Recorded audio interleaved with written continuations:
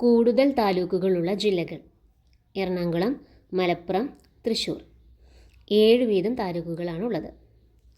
കുറവ് താലൂക്കുകളുള്ള ജില്ല: വയനാട്. 3 താലൂക്കുകളാണുള്ളത്. കൂടുതൽ ഗ്രാമപഞ്ചായത്തുള്ള ജില്ല: മലപ്പുറം.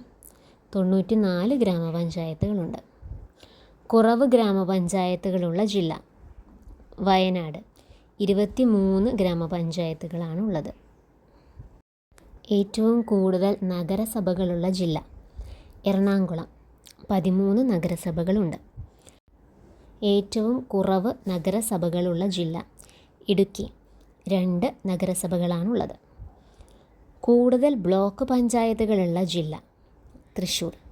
16 ബ്ലോക്ക് പഞ്ചായത്തുകളുണ്ട്. കുറവ് ബ്ലോക്ക് പഞ്ചായത്തുകളുള്ള ജില്ല: വയനാട്. 4 ബ്ലോക്ക് പഞ്ചായത്തുകളാണുള്ളത്.